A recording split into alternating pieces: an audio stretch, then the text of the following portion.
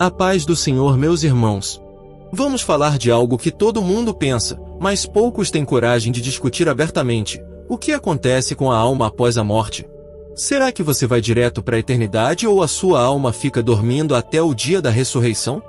A Bíblia tem muito a dizer sobre isso e hoje a gente vai explorar essa questão de um jeito que vai te prender do início ao fim.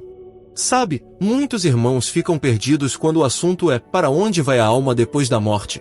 Por isso, decidi fazer esse vídeo para esclarecer de vez essa dúvida que pode estar te inquietando. Primeiro, é fundamental entender que a ressurreição dos mortos é real.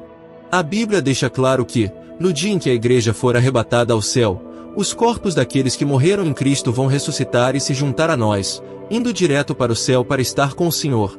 Paulo mesmo disse que, se não houver ressurreição dos mortos, então Cristo também não ressuscitou. Mas aí vem a grande questão: o que acontece com a alma quando a pessoa morre? Será que ela adormece junto com o corpo, sem saber de nada até o dia da ressurreição? Ou a alma é imortal e vai diretamente para a eternidade? É um dilema que mexe com a cabeça de muita gente, e eu quero te convidar a refletir sobre isso comigo, baseado nas Escrituras. Vamos descobrir juntos o que realmente acontece e desmistificar esse tema polêmico que, no fundo, interessa a todos nós. Você já parou para pensar o que realmente acontece com a sua alma quando você morre? Muitos que acreditam que a alma adormece se confundem com passagens bíblicas que descrevem a morte como um sono. Olha só, em 1 Tessalonicenses 4:13, Paulo diz que não devemos ser ignorantes quanto aos que dormem, para que não nos entristeçamos como os que não têm esperança. E tem também aquela cena em Atos 7, quando Estevão, ao ser apedrejado, entregou seu espírito e adormeceu.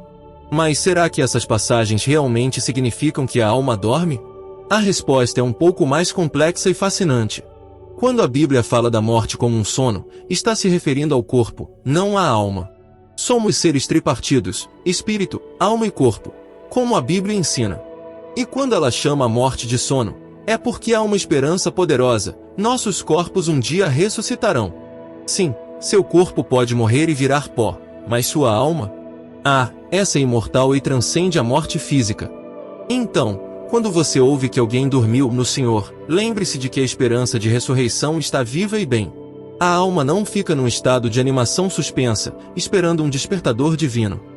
Ela segue adiante, imortal, transcendente, mantendo a chama da vida eterna acesa. Essa perspectiva não é apenas polêmica, mas também profundamente motivadora, pois traz uma nova compreensão sobre a verdadeira natureza da vida e da morte. Vamos falar de um assunto que muita gente evita, mas que é super importante: o que acontece com a alma depois que você morre? Em Ezequiel, quando a Bíblia diz que a alma que pecar, essa morrerá, muita gente se confunde e acha que a alma deixa de existir quando o corpo morre. Mas espera aí, você precisa entender o contexto. Deus está falando da vida da pessoa, não está criando uma doutrina dizendo que a alma se apaga junto com o corpo. E olha só, Jesus contou a história do rico e Lázaro para mostrar que, embora o corpo durma, a alma não morre e passa direto para a eternidade. Alguns dizem que essa história é só uma parábola, uma ilustração, mas, mesmo que fosse, Jesus sempre usou exemplos de coisas reais e conhecidas para ensinar. Então, mesmo nas parábolas, ele estava falando de realidades que as pessoas conheciam bem. Eu acredito que a história do rico e Lázaro é real, mas, de qualquer forma, o ponto é que a alma continua viva. Isso é polêmico? Com certeza. É motivador? Sem dúvida. Você não precisa ter medo da morte, porque sua alma vai muito além disso. Vamos pensar juntos: a vida continua, a alma é imortal e você tem uma eternidade pela frente. Isso muda completamente a forma como você encara a vida e a morte, não acha? É hora de deixar de lado o medo e abraçar essa verdade transformadora. Vamos falar sobre um assunto que deixa muita gente coçando a cabeça: o que acontece com a alma depois da morte? Olha só, se Jesus usasse exemplos ou parábolas sobre coisas que não são reais ou conhecidas, que sentido teria? Ele nunca inventaria algo como o seio de Abraão ou diria que as almas vão para a eternidade se isso não fosse verdade. Jesus, ao contar a história do rico e Lázaro, estava explicando uma realidade profunda e polêmica. Imagina só, o rico sofrendo no inferno enquanto Lázaro está no paraíso, no seio de Abraão. Essa não é uma história qualquer, é um alerta poderoso sobre o destino eterno das almas. Quando Jesus fala que ambos morreram e foram sepultados, ele deixa claro que suas almas não simplesmente desapareceram ou foram aniquiladas. O pecador foi para um lugar de tormento, com fogo constante, enquanto Lázaro foi levado pelos anjos para um lugar de descanso junto ao Senhor. Você percebe a seriedade disso? Jesus não estava apenas contando uma historinha, ele estava usando um exemplo real para nos ensinar sobre a eternidade. A alma continua viva, atravessando a barreira da morte. Então, quando você pensa sobre o futuro, lembre-se, sua alma tem um destino que vai além desta vida. Essa verdade pode ser desconfortável, mas é extremamente motivadora. Você tem uma escolha a fazer, e ela impacta a eternidade. Não é só uma questão de fé, é sobre onde você quer passar a sua eternidade. Vamos refletir sobre isso juntos e abraçar essa realidade transformadora. Vamos mergulhar nesse ensinamento profundo que Jesus nos deixou sobre o que acontece no mundo espiritual quando a gente morre. Olha, o corpo pode ir pro pó, é verdade, mas a alma? Essa vai direto para um dos dois destinos eternos. O apóstolo Paulo entendia isso muito bem. Ele sabia que quando um cristão morre, a alma vai estar na presença do Senhor. Por isso ele chamou a morte de ganho. Para mim, viver é Cristo e morrer é ganho, ele disse. Ele sabia que, se essa nossa casa aqui na terra se desfizesse, a gente teria uma casa nos céus, eterna, feita por Deus. Em Filipenses, ele expressou o desejo de partir, ou seja, de morrer e ir para o céu. Ele disse, tenho o desejo de partir e estar com Cristo. Isso não é só uma esperança, é uma certeza que muda tudo. Imagine só, não precisar mais temer a morte porque você sabe que vai estar na presença de Cristo. Isso é polêmico? Sem dúvida. É motivador? Com certeza. Então, quando você pensar na vida além dessa vida, lembre-se dessas palavras e deixe que elas te inspirem a viver com um propósito maior. A morte não é o fim, é apenas o começo de algo muito maior. Para entender o que vem depois dessa vida, olha só o que Paulo disse, ele preferiria estar fora do corpo e perto do Senhor. Imagina só, ele tinha essa convicção de que, no momento da morte, sua alma iria direto para o paraíso celestial, junto com Cristo. E não é só ele, Pedro também deixou claro que Deus revelou a ele que em breve iria deixar esse corpo para estar na presença divina. Ele descreveu a morte como deixar esse corpo porque, como a gente já sabe, a alma vai pro céu. E lembra do ladrão na cruz? É outro exemplo claro. Quando Jesus disse ao ladrão na cruz, hoje estarás comigo no paraíso, ele não estava brincando nem falando de forma figurada. Ele disse isso com clareza, naquele mesmo dia, eles estariam juntos no paraíso. E não é só isso, o salmista no Salmo 16, falando profeticamente sobre Jesus, disse que Deus não deixaria sua alma no Seol e nem permitiria que seu corpo sofresse corrupção. Esse verso profético confirma que Jesus não permaneceria na morte, mas ressuscitaria ao terceiro dia. Essas palavras não são apenas históricas, são um lembrete poderoso de que a morte não é o fim, mas o começo de algo extraordinário. Você vê como isso é revolucionário? Imagine saber com certeza que após essa vida, você estará com Cristo. Isso muda tudo, não é? É um convite para pensar sobre o que realmente importa e para onde você está indo. Acreditar nisso não é apenas uma questão de fé, é uma decisão que impacta toda a sua vida e eternidade. No livro de Hebreus, capítulo 11, é um verdadeiro desfile de heróis da fé, relembrando suas grandes conquistas em nome do Senhor. E não para por aí, no capítulo seguinte, eles são descritos como uma grande nuvem de testemunhas que nos cercam até hoje. Isso não é incrível? Parece que eles ainda estão vivos e presentes de alguma forma. Mais adiante, o texto fala sobre nos aproximarmos do Monte Sião, da cidade do Deus vivo, a Jerusalém celestial, onde estão reunidos milhares de anjos e os espíritos dos justos aperfeiçoados.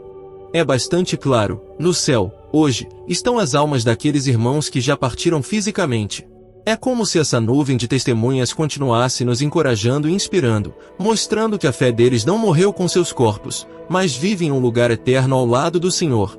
Isso não te motiva a viver com uma perspectiva além dessa vida terrena? Imagine o impacto de viver sabendo que você também pode fazer parte dessa história eterna de fé e esperança. Pode parecer confuso à primeira vista, mas vamos desvendar essa questão juntos. Muitos se perguntam sobre a ressurreição dos mortos e onde as almas estão nesse meio tempo. A dúvida é compreensível. Como as almas podem estar no céu se vão ressuscitar? Estão no céu ou estão no túmulo? A resposta está bem clara no texto de Tessalonicenses que menciona a ressurreição dos mortos. É explicado que quando Cristo retornar nas nuvens, ele trará consigo os que morreram em Cristo. Isso significa que as almas dos que estão no céu virão com ele para as nuvens, onde serão reunidas com seus corpos ressuscitados. Essa é uma ideia poderosa que desafia as teorias de que a alma adormece ou se aniquila após a morte. Aqui se ensina que Jesus virá buscar as almas daqueles que morreram crendo nele, trazendo-as do céu para reivindicar seus corpos transformados e incorruptíveis. Essa promessa não só esclarece o destino das almas após a morte, mas também nos motiva a viver com a esperança de uma ressurreição gloriosa e eterna ao lado de Cristo. Parece uma pergunta simples, mas a resposta vai fundo no coração da nossa fé. Por que precisamos da ressurreição se as almas já estão no céu? A verdade é que Deus prometeu redimir não só nossa alma, mas também nosso corpo. A ressurreição não é apenas uma questão espiritual, é a promessa de que nossos corpos físicos serão transformados em corpos glorificados, como o de Cristo. Ele ressuscitou, mostrando-nos o caminho para a glória futura de nossos próprios corpos. É um plano divino que abrange tanto o espiritual quanto o físico, unindo o que é celestial ao que é terreno, para que possamos experimentar plenamente a redenção que Deus preparou para nós. Quando falamos sobre as doutrinas que envolvem o destino eterno da alma, a conversa vai muito além do que geralmente se pensa. Para muitos, a ideia de que uma alma ímpia é lançada diretamente no inferno ao morrer pode parecer perturbadora, mas é o que as Escrituras nos ensinam. Imagine só, após o milênio, essas almas ressuscitarão para enfrentar o julgamento de Deus, onde suas vidas serão examinadas minuciosamente, mostrando claramente por que são merecedoras da condenação. Não é um assunto leve, é a realidade que a Bíblia apresenta. Por outro lado, para nós, cristãos, a perspectiva é totalmente diferente e reconfortante. Quando partimos desta vida, nossa alma não fica vagando ou presa, mas é recebida imediatamente na presença do Senhor. Isso é um alívio, não é mesmo? Ele nos conhece intimamente, sabe quem somos e temos nosso lugar seguro no livro da vida. É uma promessa divina que nos sustenta diante de todas as incertezas deste mundo. A promessa é clara e poderosa. Um dia, as almas dos cristãos que agora habitam o céu voltarão com Cristo nas nuvens, e todos nós, os vivos na fé, seremos transformados num instante. Imagina só, estar diante desse momento glorioso. Se ao ler isso, você sente um chamado, uma vontade profunda de começar ou renovar seu relacionamento com Cristo, então é hora de agir. Não precisa ser complicado, apenas sincero. Diga comigo, eu te aceito, Senhor Jesus, como o meu único e suficiente Senhor e Salvador da minha vida. É simples assim. Essa afirmação não só marca o início de uma jornada espiritual incrível, como também é o passo decisivo em direção à plenitude e à paz que só Ele pode proporcionar. Então, não espere mais. Deixe seu comentário abaixo, se comprometendo com essa decisão que pode mudar tudo. Convido você a tomar uma decisão que pode mudar o curso da sua vida para sempre. Não adie mais essa decisão que pode abrir as portas para uma vida plena e cheia de propósito. Estou aqui para te apoiar nessa nova caminhada. Amém?